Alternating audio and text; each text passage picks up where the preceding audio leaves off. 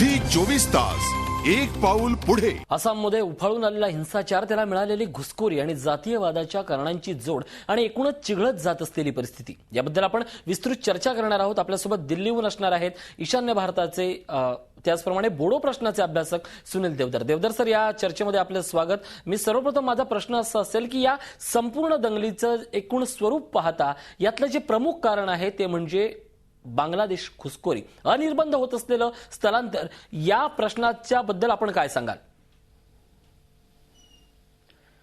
ऋषी, ईशान्य भारताची आजची जर लोकसंख्या एकूण 5 कोटी असेल तर त्याच्यामध्ये 1 कोटी हे बांगलादेशी घुसखोर आहेत, हे सगळ्यात आधी आपण लक्षात ठेवलं पाहिजे। त्यापैकी 81 लाख ही लोकसंख्या ही आसाम मधल्या बांगलादेशी घुसखोरांची, एकट्या आसाम मधल्या। ज्या आसामची लोकसंख्या जवळजवळ 2,90,00,000 म्हणजे 3 कोटीच्या जवळपास आहे, त्याची 31% लोकसंख्या ही भारतीय नाहीच आहे। ही अवैध मार्गाने घुसून आलेले, बांगलादेशातनं घुसून आलेले बांगलादेशी घुसखोर मुसलमानांची संख्या आहे, आपण लक्षात ठेवलं पाहिजे। आणि हे दंगे जे चालू आहेत हे घुसखोर मुसलमानांनी त्या ठिकाणी गैर मुसलमानांशी केलेले, म्हणजे तिथे असलेले इव्हन जे ख्रिश्चन सुद्धा जे आहेत ट्रायबल लोकांमध्ये, आदिवासींमध्ये, त्यांच्याही विरोधामध्ये हे दंगे चालू आहेत। म्हणजे हा असा हिंदू मुस्लिम असा प्रश्न नाहीये हा। नक्कीच सर, हा ज्यावेळी आपण प्रश्न समजून घेतो, मी तुमच्याकडे येणार आहे। मी आता पुन्हा एकदा जातोय औरंगाबादला। आपल्यासोबत निवृत्त ब्रिगेडियर हेमंत महाजन आहे। सर, आपण ही पार्श्वभूमी समजून घेतली, मला आता तुमच्याकडनं जाणून घ्यायचे की आज या घडीला जो आसाममध्ये हिंसाचार उफाळलाय, या वादाची नेमकी पार्श्वभूमी काय? असं आहे की जसं आता देवधर साहेबांनी सांगितलं की घुसखोरीचं प्रमाण आसाममध्ये आणि ईशान्य भारतामध्ये फार वाढलेलं आहे आणि याच्यामुळे सर्वात मोठा जो प्रॉब्लेम झालेला आहे तो प्रॉब्लेम असा आहे की हे जे घुसखोर आहेत या भागामध्ये जागेची कमी आहे, रिसोर्सेसची कमी आहे, नोकऱ्या मिळत नाही वगैरे वगैरे। आणि जे इतक्या मोठ्या प्रमाणात जर घुसखोर तिथे आले तर जे कमी रिसोर्सेस त्या लोकांकरता जे अवेलेबल आहेत त्याच्यामध्ये यांचा वाटा फार मोठा होतो।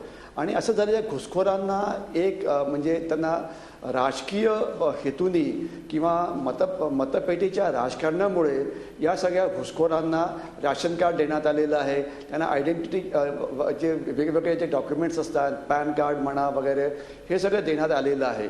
त्याच्यामुळे जे थोडे जे रिसोर्सेस असतात, धान्याचे असो, जागेचे असो, जमिनीचे असो, हे सगळे आता याचा फायदा हे घ्यायला लागले आहेत। त्याच्यामुळे जे मूळचे रहिवासी आहेत, या केसमध्ये बोडो आहेत, त्यांना असं वाटतं आहे की आमचं हे आमच्या भागात येऊन आमच्याच नोकऱ्या, आमची जमीन, आमचीच घरं हे का घेत आहेत, त्याच्यामुळे त्यांच्या विरुद्ध अतिशय जास्त राग आहे। आणि असंच सगळीकडे आसाममध्ये आणि ईशान्य भारताच्या इतर प्रांतामध्ये पण हेच प्रमाण होत चाललेलं आहे।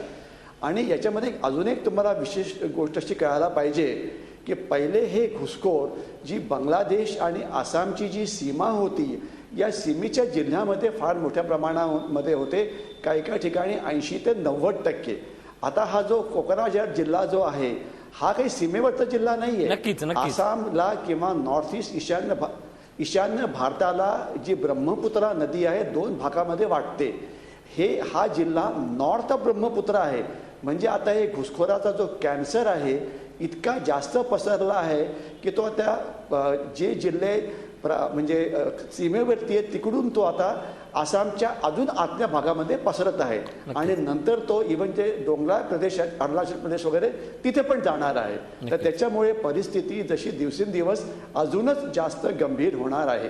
नक्कीच सर, अतिशय महत्वाचा मुद्दा मांडलाय। मी आता जातोय पुन्हा एकदा दिल्लीला। सर, देवधर सर, आताच तुम्ही ऐकलं असेल की हेमंत महाजन यांनी एक अतिशय महत्वाचं विधान केलंय की आता हा धोका फक्त सीमावर्ती भागापुरता राहिलेला नाहीये। आज या संपूर्ण दंगलीत तब्बल 11 जिल्हे धुमसत आहेत। हा वणवा पुढे पुढे सरकत चाललाय। या वाढत्या धोक्याबद्दल तुमचं काय म्हणणं आहे सर? आसाम हा असंतोषाच्या ढिगाऱ्यावर बसलेला आहे आणि त्याच्यावर ही ठिणगी पडलेली आहे आणि हा विस्फोट भयंकर होऊ शकतो। ही जर आग वेळेवर थांबवली नाही तर ही संपूर्ण आसाममध्ये पसरू शकते। दुर्दैव असं आहे की काँग्रेस त्या ठिकाणी राज्य सरकारमध्ये गेली 15 वर्ष आहे, केंद्रामध्ये आहे. पण केवळ मुसलमानांच्या घुसखोरी वाढवायची, त्यांची मतपेटीवर डोळा ठेवायचा, त्यांची झी 24 तास एक पाऊल पुढे.